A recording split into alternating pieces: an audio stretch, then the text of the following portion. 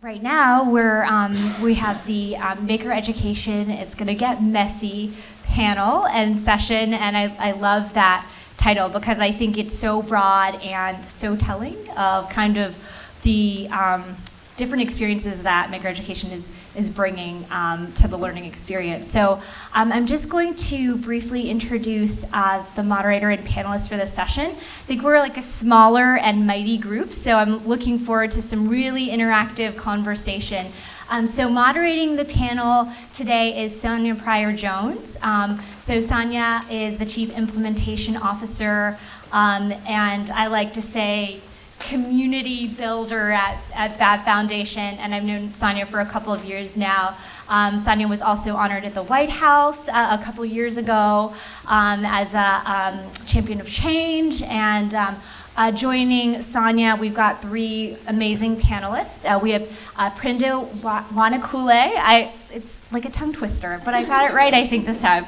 And Prinda is the Director of Experience Development and Prototyping at the Tech Museum. We have Regan, who helped to curate this entire track, and Regan is a designer and teacher at Riverpoint Academy. And we also have Kim Mesa, who's joining us, and Kim is the board president of Alum Educational Foundation in San Jose. So I'll kick it off to Sonya to start us off. Thank you. Well, we're really excited to start this conversation about messiness. And in fact, our panel started the conversation first in an email and then some dinner conversation yesterday. And so I think from our perspective, we're just going to continue that conversation with you. And of course, invite you to talk about all of this with us.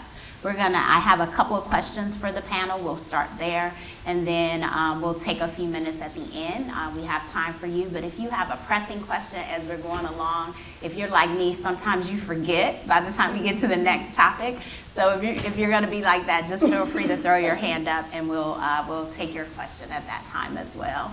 And so this whole notion about messiness and maker spaces, particularly in schools or in communities and organizations that serve students, have to do a lot with perspective, have to do a lot with leadership, and also sort of going into the unknown. And so we've talked a lot about tools, we've talked a lot about spaces and places, and thought a great place to start with the group is for them to share a little bit of their origin story with you. So where are they making? You know, what kind of space, what kind of an environment, and who are they making with and for? And then we'll continue to dissect the question from there, if that's okay. And so, Prinda, do you want to get us started? Sure. Hi, I'm Prinda. I'm at the Tech Museum of Innovation in San Jose, California. So we are focusing in our museum around design challenge learning. And we have a number of maker spaces where we're trying to explore different types of making. Our first was sort of a more classic maker space where we explore engineering design. It's called the Tech Studio, and then we soon after opened up another space about biodesign and bioengineering. It's called our Biotinkering Lab. And our latest space is called Reboot Reality, where we are exploring immersive technologies and art and exploring how those technologies may change the way we create in the future. Our spaces are a little bit different in terms of context for how our makers find us, and we're extremely drop-in environment. It's just whoever comes in the door that day and then decides to stop in for one of our programs. So we see different people every day, and we have to convince them to stay and do a project with us. So we probably frame our making activities a little bit differently, yeah, so we're trying to do a couple of different experiments in engaging museum visitors in these extended making experiences with some success and some not so successful things. But be happy to share more about that a little later. Okay, I'm Regan, and I'm with Riverpoint Academy, which is up in Spokane, Washington. It's been about a 7-year journey where we have initially were released from, there was a couple of us teachers, and then some people that worked in our school district released from the classroom or their other jobs to kind of figure out how do we want to do school different. And so we researched other programs, and then we got time to design and implement our school. So Riverpoint Academy is now, it wasn't when we started, but grades 9 through 12, public high school in the Meade School District in Spokane. It is interdisciplinary in its approach, so it's a studio model, wide open spaces. We don't have bells, classrooms. It's a STEM plus arts and entrepreneurship school. The main thing is that we're using design thinking to approach content, to solve problems for real people using real tools. And so we use that design thinking process in all that we do, which is why our makerspace is really critical to the work that we do. We have a 5,000 square foot makerspace in our school, which is, our school is in what was an old ATV motorcycle shop, which is pretty awesome, because there was like the big showroom in the front, and then there was like the work room in the back with all the roll doors, and then the parts room, which is now a science lab. But 5,000 square foot makerspace that kids have access to all day long at any time for the work that they do, whatever class that they're in. So with that STEM focus, we have all of our classes are team taught, and they're a mix between the science, technology, engineering, math, entrepreneurship, and the humanities is blended together. So I think that's kind of a quick snapshot of what our school looks like, but I'll pass this on. Awesome school, I work there. My name is Kim Mesa. I'm with the Elwha Educational Foundation. We work in East San Jose, which is a high needs, underserved population, 80% Hispanic. We have like 1.6% white students there. And a lot of these kids, you know, there's gang issues going on and things, and they don't click with education, let alone have access to things beyond that. So we have a STEM workshop. It's a fully functioning STEM workshop, 2,000 square feet, and it's got computer lab and all the hand tools and things that you'll need to learn. And we recently acquired a 1,500 square foot maker lab at a different middle school in another part of town. And so we do after school programming, we do STEAM workshops after school, and we do a summer art and design thinking camp. We are kind of STEM-STEAM. We do the traditional STEM. We work with the Mesa program, which is a national program, math, engineering, science achievement. And so the kids do those challenges. But we also do just regular STEAM workshops that are smaller. And our focus is really on process. It's about, there's a process to everything. Even the kids that aren't engaged in school, we're trying to teach them that if they know that there's a process to learning and they develop their own process for that learning, that they can do it. So our projects are really about engaging kids in the process of learning so that they see the value in education, so they can go back to school and want to learn, and kind of help them from dropping out, which most kids that drop out in high school make that decision in middle school. So we want to keep them from making that decision. Great, thank you. So last night when we were listening to Cynthia Solomon, she shared a quote which I thought was pretty timely for this conversation, and this was from Marvin Minsky, and she said, "Teach children how to enjoy being wrong," or he said, and then she told us, she reported back to us. And so what about teaching children how to be messy? Talk a little bit about why that's important, and maybe share a story of how you've seen that benefit some of the students that you work with. Guess since I'm holding the mic. Yeah. You know, for us, messy isn't necessarily having tools and supplies and everything all over the place. Our biggest issue is on more of a social, emotional way. Our kids don't have confidence in their own abilities. They don't think they can do anything. They don't take pride in anything they do because they don't think that, you know, they really can do it as good as somebody else. And so that's, for us, where the messiness comes in, is we teach them to value the skills that they have, to know, excuse me, that what they're doing isn't something that everybody gets to do. And so, you know, try it out, see it. And we learn that they learn more when they make mistakes than when they do it right the first time. And so we don't necessarily celebrate mistakes, which I know some people do, but we tell them that their biggest learning comes from making the mistakes, because it shows them what they did wrong or what they didn't do in the way they intended, because sometimes it's not wrong, it's just they were going for a certain outcome, and what they did didn't get them to that outcome, it got them to a different outcome. And that's not, you didn't do it wrong, you just went in a different direction than you thought. And to value the fact that going in multiple directions is a good thing. You know, there is no such thing as a mistake if you learn something from it, because the product isn't what we're focusing on and what we do, it's the process that they go through and learning and discovering. You know, it's that discovery and discovering that they can learn, and it is something to be proud of.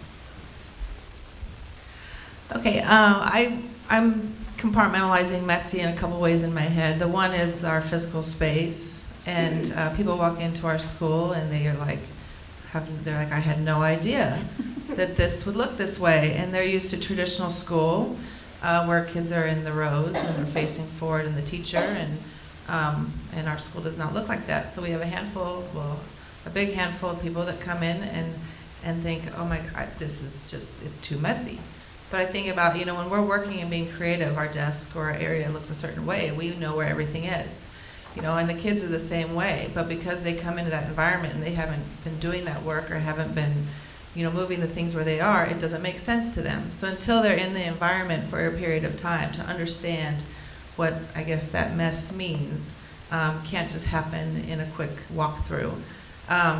So our kids, you know, because they're engaged in their work through making, they take a lot of pride in their space. So it does look messy, but they hold each other accountable in terms of respecting, for the most part, the equipment and the projects. And they kind of, you know, I guess, they hold each other accountable for that in themselves. I think one of the powerful things that I saw, and I just saw it last week, is we have a young man, he's a freshman, he's 14, he's on the spectrum, and he is allowed access to that maker space at any time of the day. Now, about 2 months ago, he did knock over a tripod with a camera on it. It still works, but the thing is he took a lot of ownership to that, and he learned a lot from that. The camera is okay. But before, he would never have been allowed to touch that equipment. And so now he's like gone back and he's working in the maker space, and he's got this table and there's just stuff all over. And people walking through it, and it makes you anxious. You know, it's like, oh, this is a mess. But he is engaged and he's dialed in, and he worked from like the beginning of the day to the end and did not even, we had to stop him to eat lunch. You know, and so there were some things falling, and but the thing is that's how they learn to care for that environment. You know, I think the other mess that I think that we value in terms of the creative process, like to me, I'm not, you know, the question a little bit about messiness, but for me it's about the process. I think the messiness that we value is, you know, not every kid is, you know, we can't do all the same things at the same time. You know, time is going to be limited, so it has to be personal for each kid when they're working. There's not going to be one right answer. So, and we may start a project with a kid, or they go and we don't know how it's going to turn out. So that all that ambiguity that's wrapped into making or design thinking work is kind of the mess that I think is the hardest for people to work through, because they want to be helpful, but and they want to be able to help a bigger group, but it's so personalized. And so I think for us in our school, we do have the gift of time. For people that are in more traditional schools and they see kids coming through really fast, you know, 52 minutes, bell rings, they're never going to have enough time. Like, we still have the gift of time because we're with our students all day long, but even that's not enough time. So being flexible with kids to go on their time frame or let them come back to that work, I think is really important too. So I guess a couple of thoughts on the mess in our space.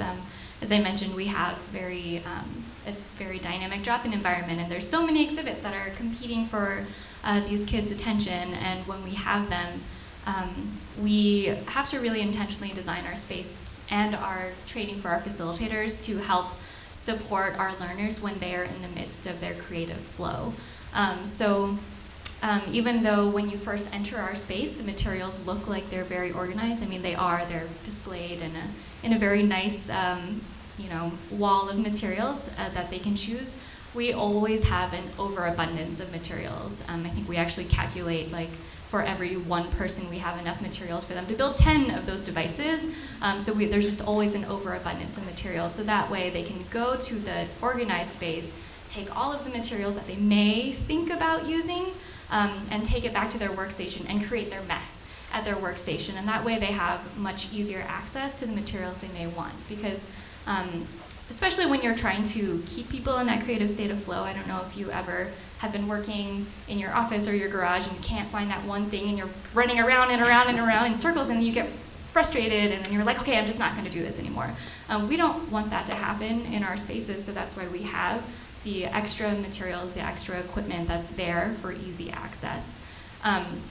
The second part I was thinking about is the question you were asking is about children and how we can help them think about the mess. But for me, I think the kids, the learners that we have come in our spaces, they have no problem just making a mess and not caring. And for us, it's a bigger challenge for us to sort of share with the adults in their lives the value of that mess and that it's okay. There's a time for a mess, and then we'll clean it up afterwards. But helping them to sort of break down that process and see that there is a lot of value in that as well. So we do a lot of observation with educators that are visiting us. So we have tools that they can use to track individual learners and kind of understand that even though the whole space looks chaotic as a whole, when you're doing individual tracking, you're actually finding so much value in one individual's journey. Wow. So you all raised a lot of other topics, so I now have 10,000 questions. But I do want to make sure we come back to this question about the adults. You know, when we think about classroom teachers and instructional facilitators, what kinds of things they need in order to best support students. But before I do that, Regan, you mentioned something that I think was really important, and it was this whole notion of orienting people. As it relates to the space in your example with the student. I don't know if Kim or Prinda, you have some stories as well about this. I'm really curious, you know, it's my first time ever, you know, whether I'm a classroom teacher or a new student to your space, getting involved with the makerspace, seeing something like a 3D printer or a hand tool or a laser cutter. What kinds of things do you do to orient people in your spaces to ensure that they can maximize their time? So for us, most of what we do daily that's open all day long is we run an engineering design challenge. We do individualized workshops where people can work on projects that they choose on, but for everyday sort of museum operations, we have a design challenge that we build out sort of an exhibit support environment for. And we have found that the introduction, your first contact with the facilitator, is really a huge precursor and a predicting factor on how much time they're going to spend in the space and how many iterations they're going to do. So that first introduction with the facilitator that kind of talks you through really quickly, and these are less than a minute and a half introductions to frame the challenge, and then just kind of like point to a couple of different things and say what the flow is really important. It's just as important as different touch points later on with a facilitator. So as you're saying, that orientation is really key. Being that we're a school in a public school system, that's pretty unique in itself because of our model. And so we do get a lot of visitors, which range from kids, parents, other teachers, other administrators. But our thing is that our kids tour, they initially connect with them, they take them around, and for us, our space can be overwhelming because there's a lot there. We have a printing press that's 150 years old that was donated that the kids use. We've got sewing machines, we've got the raw materials like pipe cleaners and pencils, we use those as a thinking tool just like the laser cutter. But is we want them to get in and like the kids show them what they're doing. And our kids ask them, what ideas do you have for me? And they interview them as like a real user, here's my project, what feedback do you have for me, what ideas can you give me? So it's almost become, our kids are very used to them and they bring them right into their work. And I think that, we'll have people come and if they just tour around in the loop, like they'll walk by and not even look at some of the wonderful, we always think about how could you not be curious in our space to go do something, and when they just do the tour, that can happen. So our kids just bring them right into the work, and I think that's the best thing. We also encourage them to be there more than a day if they can, or more than an hour, but because it does take a little time to orient, like you're saying. But I think just being a teammate versus like the hierarchy is the best way to come in and experience our school. Well, we do different kinds of programming, so it's not just like the school with the classroom in one space. We have a STEM workshop where kids go after school. We do after-school STEAM workshops, but it's just a workshop at middle schools. And then we have the Summer Art and Design Thinking Camp, which is a more in-depth program for 7 weeks for the kids. So it really kind of varies depending on what program we're doing. Excuse me. So in the STEM lab, we orient the kids. They have a tour of the whole thing so they understand what it is. We more or less have an open house at the beginning of the school year for the kids that are interested in participating. And if they choose to participate, then their parents have to come to a night where we introduce them to what the kids are doing. And so our parents, you know, they kind of tend to think it's babysitting if you don't bring them in and orient them to what the after-school program is about. Because most parents are looking for babysitting after school, and so sometimes they're assuming that's what it is. So we incorporate a parent engagement program within the program, so they first get an orientation on what the program is and what it means and what the expectations are for their kids, and their kids are there, so their kids are hearing the same thing. And then a few months in, we bring them back where the kids have already been doing some projects, so they can see some of what the kids are doing. And then we bring them back where they do a project with the kids, so they get experience at what they're doing. And at the end, it's more of a celebration of what the kids did over the school year.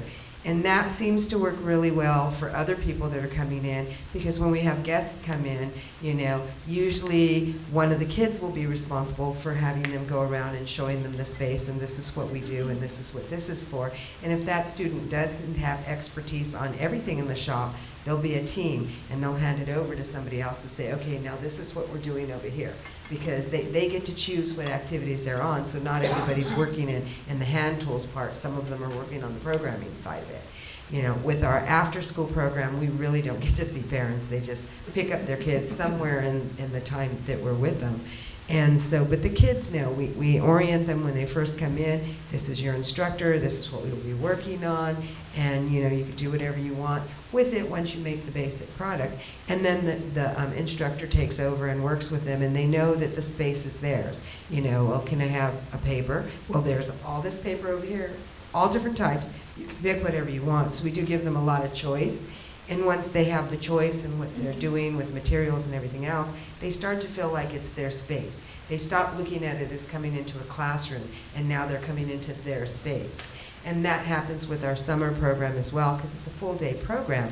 So the kids really, they actually, each week has a different theme. So based on the week, they talk about on that first day what they're going to be doing. And the kids literally rearrange the classroom to suit what they're going to be doing that week. Or even halfway through the week, this isn't working for me, I need a table. Can I have a table? And so it's really about allowing them to make the space theirs. And then once it's theirs, when their parents do come in, because we do a showcase every Friday in our summer program, then the students are the ones that are sharing with their parents, oh, we do this over here, and this is what I made, and this is why I made this. And it becomes more their space.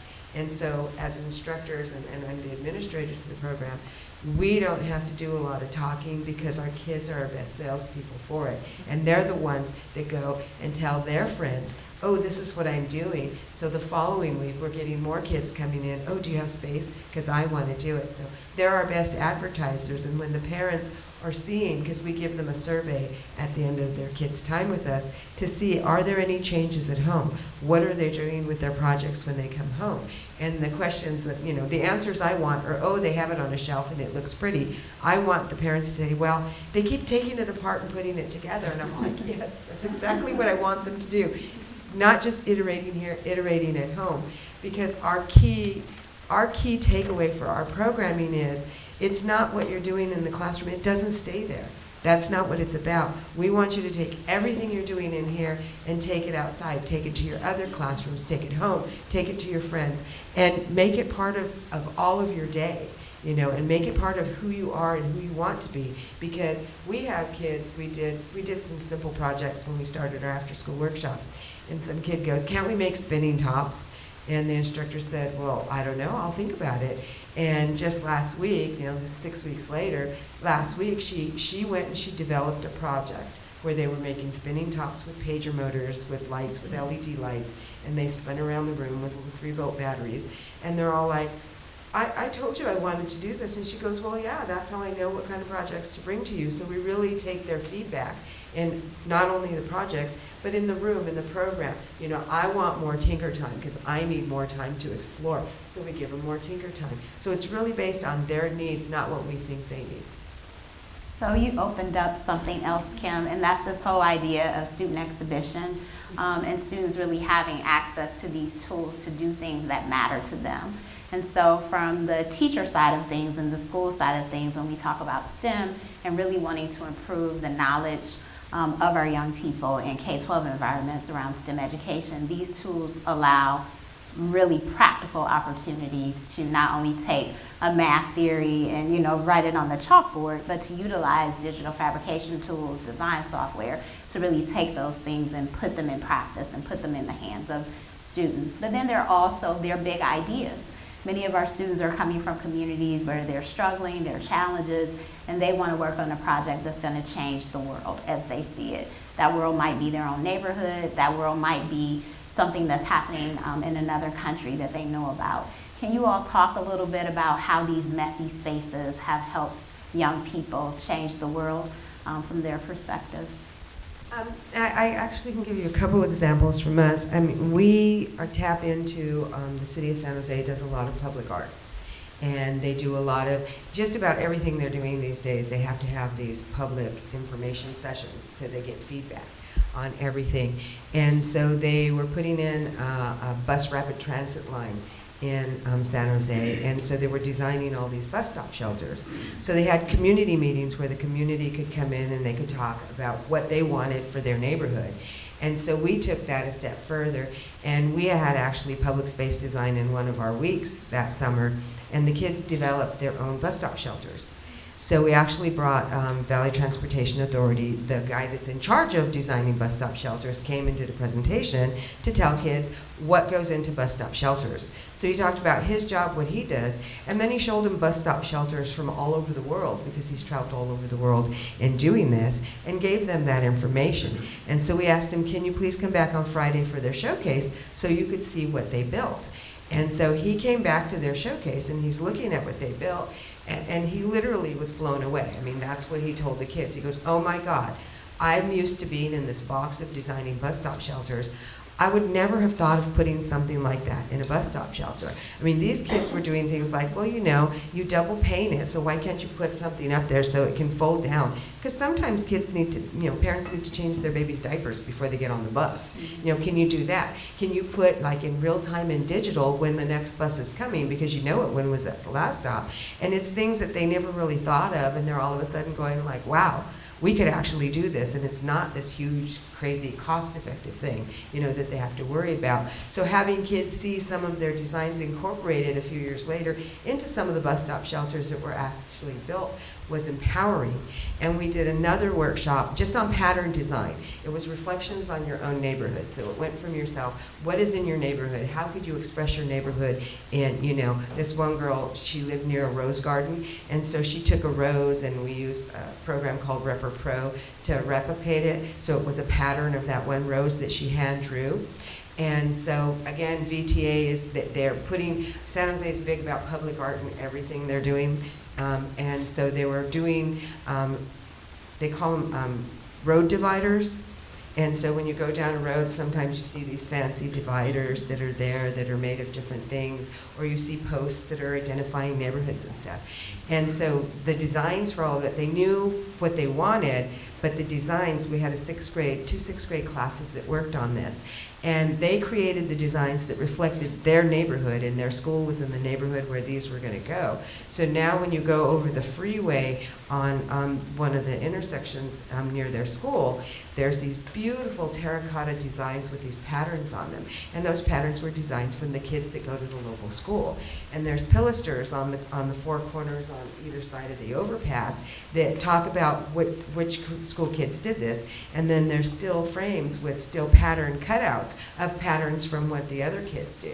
So these kids actually have their public art as part of a roadway that's going to be there for the next 100 years. That's very empowering because it takes them out of just, what am I doing here today, and how can I contribute to my community? And this is one way to do it through art. You know, there's service learning ways and other ways that we look at engaging them, but it's a really empowering way of showing them that it isn't just about you in here. You have a larger rings of communities, and we want you to know what those are, and we want to find ways to get you involved in those so that you can see now, at 12 years old, that you can have an impact, so that when you're 22 years old and you're getting out of college, you're going to be able to think things and do things that other kids that maybe didn't have that experience won't.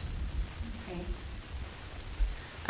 When we designed our school from the beginning, we spent a lot of time talking about, okay, so we've got this design thinking, and we want students to solve problems that they really care about, and then under this STEM umbrella.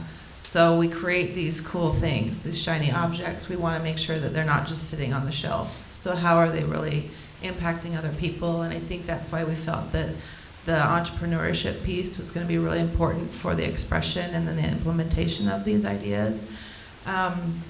So that has been a really big component of our school. And you talked about exhibitions. So we do exhibitions, but then we also expect really our kids to then take these solutions out into the world. And we've had students enter local college business plan competitions. And most recently we had two groups last year, or kind of this past year. One young man was really into, he does paintball, and his family's in the military, and but he discovered that the elastic tourniquets were easily exposed to dirt and grime, and then if someone does fall down, they actually can't get to this important life-saving device. So he created a new version of it that is easier accessible, and it protects the tourniquet from getting exposed to dirt. He started testing with real users out there, talking to vendors that typically carry that equipment across the country. And he graduated last year, and he's actually running his business now. And then on top of it, last year he won like $10,000 in the local business plan competitions, which was his money. It was an investment for his idea, which was a nice bonus for him. But that was going against college students, and he was really passionate about this, you know. So he really dove in and did work that I don't know if he typically would have done. Another young pair of students created these STEM toy kits, essentially, to get kids back to hands-on learning and building those cognitive skills. And so they were laser cut toys that created an illusion when cranked. And they started selling those in our community. And then also the two of them placed first in both of the college competitions, beating out college students. And I think the key to this is that we're asking them to take it above and beyond just finishing, to actually getting it out there in the world, and we're providing them authentic places to then go, like, show it and compete with it. Which all of that realness, I think, has, you know, they dive in and do college level business plans and, you know, these pitch videos, and are just really doing remarkable things because they're finding things, they're identifying problems that they're passionate about, and then really willing to, like, go above and beyond to make sure it happens. So I think that entrepreneurship piece for us is the difference in terms of saying, okay, we're going to solve problems, but now we're actually really going to make sure that we're helping people with them. So. I wanted to reemphasize something that Regan touched on, which was doing the user interviews, especially out in the community. It's something that we've been thinking quite a lot about, especially since we focus on so much engineering design. But reintegrating empathy back into the engineering design process. So there's sort of this underground movement and a body of research that's growing in terms of showing how important the role of empathy is in framing a challenge and defining that challenge a little bit more and trying to get that back into engineering curriculum. I mean, I'm an engineer by training, and I hated the way that I was trained because it didn't involve any of that. And so, you know, I have a couple of examples that I can discuss about how we've been trying to bring that into a more transitional space, like the museum. We ran a workshop on design for assistive technology, and it was a 3 or 4 hour workshop. We actually invited different members of the community to come in, people with different needs and who are actually using assistive technology, and we brought them in as users and had them work with a student group of 3 to 4 students, and the students would then interview that user and figure out what their needs are and sort of work with them to help define and decide on what they were going to build in their design sprint. And that was a really powerful experience. We actually saw a lot of students building really great functional prototypes, whereas usually when we do these sort of design sprint hackathons, sometimes we get these like black box solutions that are like, magic box that makes food for me. So it was really great to see the impact that bringing in a real user to come into the design sprint could have on creating these real solutions. But of course, you know, that's not necessarily always sustainable, right? Like, are you always going to bring in a user for every single workshop? At least for us, we're open 7 days a week, and that would be really difficult for us. So we tried to figure out how we could do that more sustainably on a daily basis with at least our field trip programs. And we kind of went into the foray of defining personas for like a 45-minute workshop that we do for school groups. Where the premise is that, I mean, it's a VR workshop, so people are very excited about it, but it's actually like a design and empathy workshop in disguise as a VR workshop. And what they're using is, we use this tool called Panaform, where you can kind of sketch out on a grid, snap a picture of it, and it sort of spherifies it, so then you can put it in a VR headset and you can kind of look at it. So you feel like you've designed a space in VR. So we sort of just let them design a playground for themselves first, and then create it, look at it, and then we give them these set of personas that have characteristics of different kids.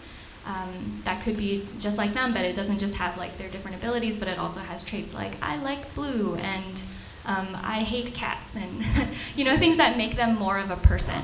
I was actually really scared about how some of these kids might approach that, and are they going to be empathetic? Are they going to be understanding about how to design for this? And we actually found that they can, and they are excited about it, and they say crazy things like, yes, it was so easy to design a playground for this person. Of course, why wouldn't we? Everybody should do this all over the world. I don't know why nobody else does it. And so it's really great to hear the kids kind of go through this journey, and I feel like we're in good hands in the future.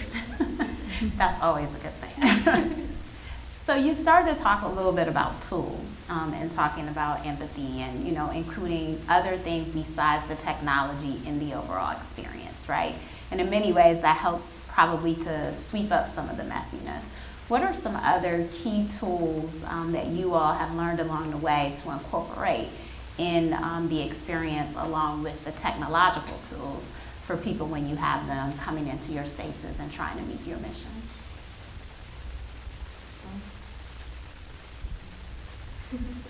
Oh, tools. You know, I think we value the pencil as much as we do the big CNC machine. I think for us, it's about what is the appropriate tool to solve the problem and to think with. We've been pretty fortunate. We've written some grants, and we've been very fortunate to be supported with some grants. So pretty much all of our equipment has been secured through that. We've had sewing machines donated. Like I said, we have Gonzaga University had a printing press in their basement they weren't using, so we were like, yeah, we'll take that. We've got shirt screen presses. So we're good at taking things that people don't want and figuring out ways to incorporate them into learning experiences.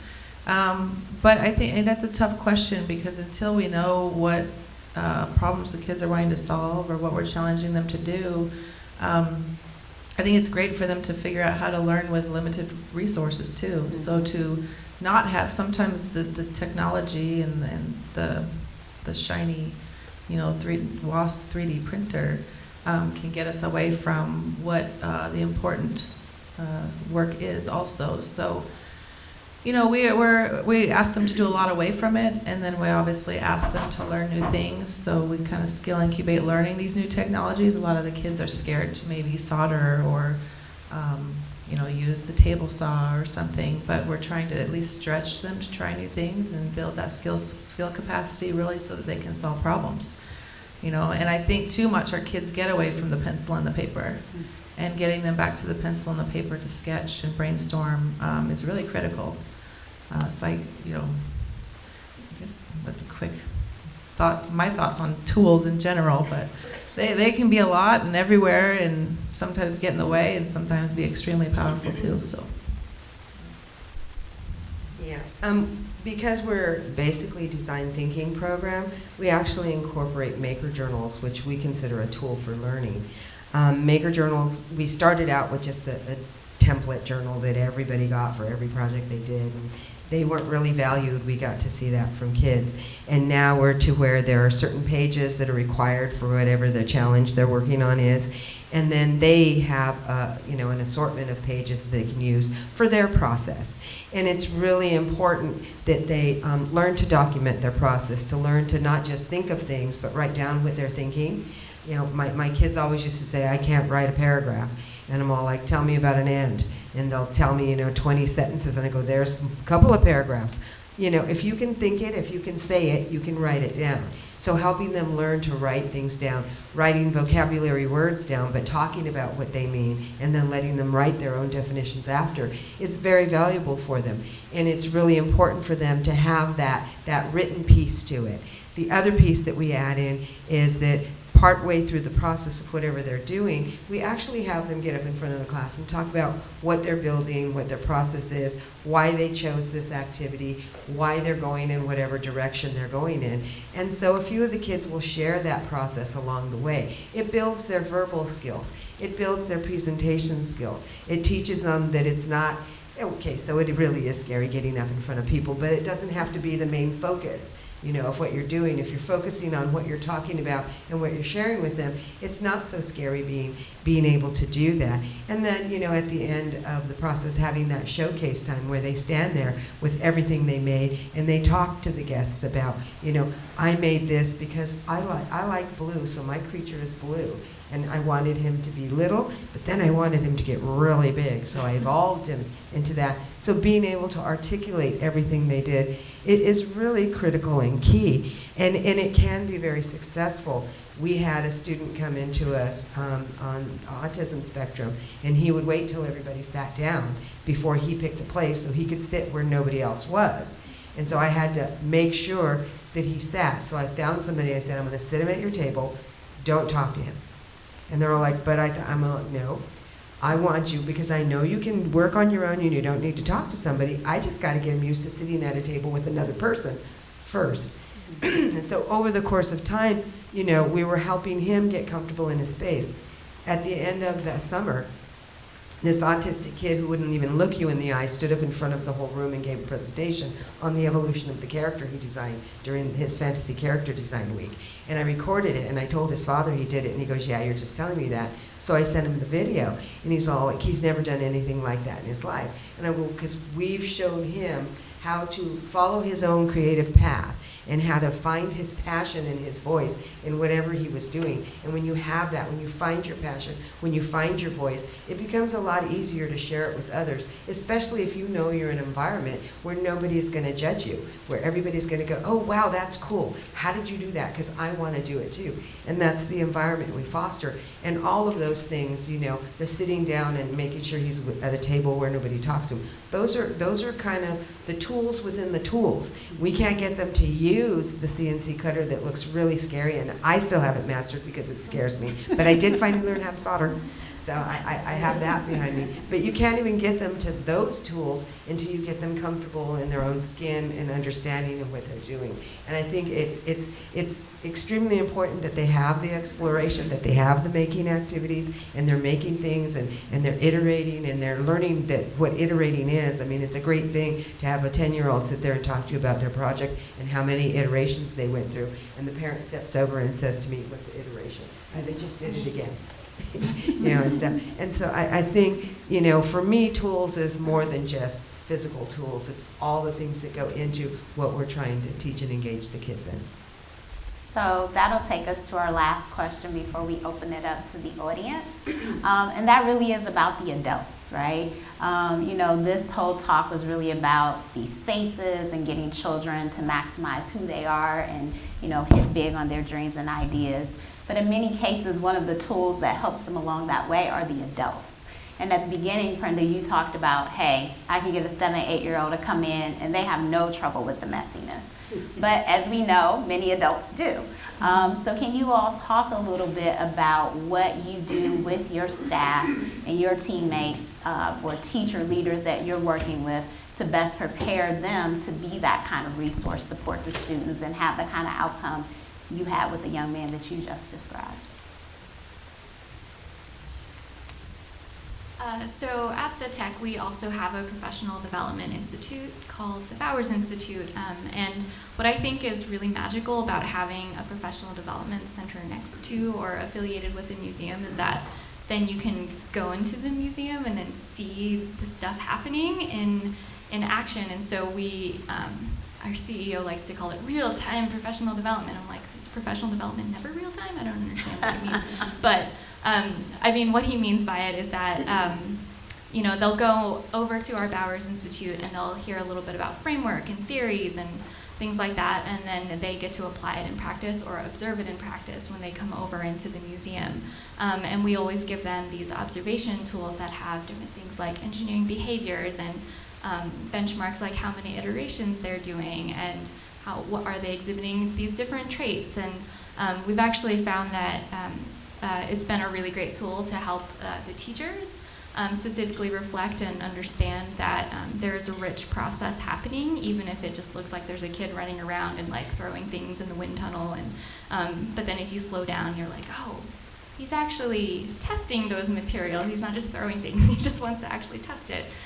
So helping to frame it in different ways to see how a lot of exploration actually looks really messy has been very helpful. And then we realized at some point that we were doing this with these educators who were coming over for professional development, but we never actually did it with our own staff. So that was kind of a key crazy thing that we realized that we weren't doing in the past year. So now we've been doing that with our educators as well. I'd love to actually hear more examples from others about how they kind of do that. It's been pretty important for us in starting this school because in Spokane there aren't many models for schooling that are different than the traditional kind of big box system or private schools. And so really in our first couple of years of opening, I really was not sure if we were going to be open the next year.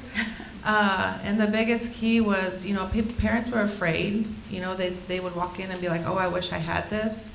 But then they'd be afraid to pull the trigger to send their kids there because they were worried about, will they get a diploma or will they go to college or will, I maybe be looked differently in my own community for sending my kid there. So it's been a big process of educating the community about what we do and inviting them in, hosting events like a Tinker Fair or we have our exhibitions, our big community nights that we would promote and invite anybody and everybody in. Our district, and Doug's in there in the green shirt, has done a fantastic job implementing STEM camps to the younger ages in our community so that parents are starting to learn, well, what is this all about? And then also for us promoting what our kids are now doing in college. Or in, like the young man who's running his business, he didn't go to college. And so promoting what our kids are going out there and doing successfully, whatever that is. And so once we've been able to build and share, it's that storytelling, building and sharing that story, And then obviously that group growing to share what this is. And I think, again, staying transparent and allowing people in and inviting them into the conversation and then tapping into the younger ages has been really important for the success of our school and then even people wrapping their arms around our school. So. For us, working with the parents, it is really critical because sometimes the parent who wants their child to learn the most and to experience the most puts the most limits on that child to do it. You know, they decide, oh, I'm going to send you to this class, and I'm going to put you in this, and I'm going to put you in that. And we, you know, try to show parents that really we need to listen to our kids. You may think ballet's good for your daughter because she's a little bit clumsy and it'll help her stand up straight, but there are other ways to learn and do that. So really think about, you know, when your kids come home from the program and they start telling you about what they did, you know, take 5 minutes. Dinner can wait 5 minutes. You know, take 5 minutes to sit down and listen to them and hear what they had to do. And if they're saying they gave me all this stuff, you know, when you sit them down and you want them to do something at home so that you can get something done as well, here's a box of crayons and a color book. You know, why do that? Why don't you give them a basket with paper, all different colored papers, markers, crayon, pencils, everything in it, stickers, you know, whatever, and just let them figure out what they want to do. Because when we say, oh, here, I want you to color in this color book, you're really stifling their creativity. And you need to let them go whatever their thinking is going, because creativity isn't a talent, and a lot of people think that. Excuse me. They think that creativity is a talent, and only artists are creative, and only this person is creative, and musicians are creative. But really, everybody is a creative. It's a choice that we all make. We can choose to be creative, or we can choose to not be creative. You know, I'm telling kids this, and they're all like, I'm not creative. And I'm all like, that's a lovely outfit you're wearing there. The colors really go good. Did your mom pick that out for you? And he goes, oh, no, I like this style. And they start telling me about all their clothes, and I'm like, that's very creative.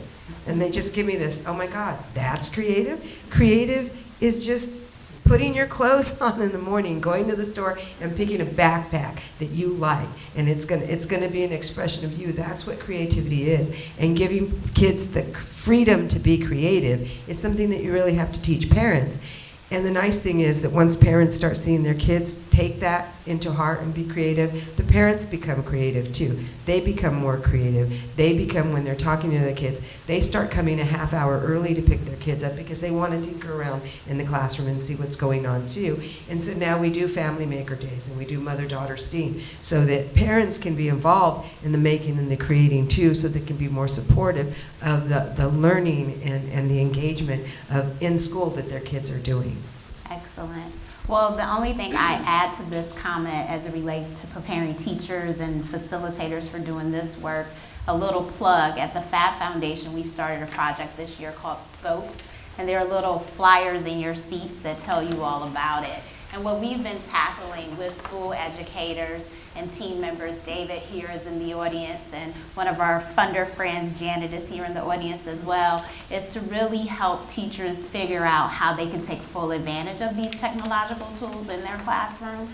And so working with 2 schools right now to really dig deeply and figure out what else besides the challenges that might happen in a typical classroom environment might be barriers to them maximizing and using the technology, and how might we take some of our human capital and expertise to better support those teachers. So I'd encourage you to visit the website, scopesdf.org. There's some lessons that are up there and some reflections from teachers who are in the trenches doing this work right now.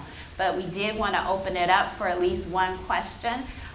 So is anybody out there with a burning question, sir? I have a burning question. Could you introduce yourself? Sorry. My name is Jan Plas. I'm at New York University, and I'm a researcher. And what you just described are fantastic programs, and they're hugely inspiring. And I'm sure the participating youth have growth in areas that are far beyond anything that they would get with traditional classroom instruction or other instruction. And that's where my question is going. How do you look at those outcomes in a way that you can document them? I don't want to say research, but documenting the outcomes in a way that you can help those who also want to engage in those kind of makerspace activities and who are asked, well, tell us that this works, how can you give those the needed ammunition, the needed evidence that what you're doing actually has the impact that you're looking for? We don't tell our kids any of this because we want them to go in and make and have fun and explore. But all of the activities that we introduce in all of our programs are Common Core based, so that they are tied to the Common Core. So when I'm trying to get a teacher to let me come in and show the kids a project, and she's all like, "Well, that's too much fun. We have to really learn something." I'm all like, "It's all Common Core based." You know, whether it's science, whether it's math, whether it's social studies, because we kind of try and tie all of that in there with it. So it's really important to as educators, that we're aware of that and that we know that that's what they're going to be looking for. And so we do that. We actually assess learning. I did a presentation at Stanford's Fab Learn conference last year on assessing learning in a maker environment. You really want to focus on the making, you don't want to focus on the assessment, but it is possible to assess. The maker journals are part of that, because if you have kids over the course of several weeks, you're seeing the difference in the way they're writing. Their sentences become fuller, their thoughts become better, relayed. But you're learning skills. You've got tools. You're learning to solder. You're learning to use mat knife. You're learning 3D printing. You have to do Tinkercad. So we tie skill badges to that. So we're looking at when, at the end of the week, whoever mastered what. And there's a criteria for earning the badges. We can say, okay, this many kids learned how to do this. I can give you a concrete number of how many kids are learning specific skills that we're introducing based on that. And that's one of the better ways that we've found of doing that, because that's the pushback we always get. They need to learn something, and it's like, they are learning something. This is what they're learning. And I've actually been able to work with some of the principals in some of the schools. I've had several kids come from one particular school, and so they've been with me for 4 summers, and now they're aging into high school, and we have a youth leadership program so they can stay engaged with making beyond that.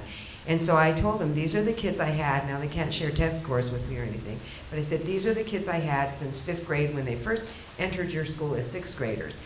And he actually went through and ran the numbers to track the kids that they were in the same class with, that they were at the same level with at the beginning of 6th grade, and where they all ended up at the end of 8th grade. And all of the kids that went through our programming were further along than the kids that weren't in our programming. And you could see the distance of growth got wider and wider from 6th to 7th to 8th grade as they were exploring more deeply.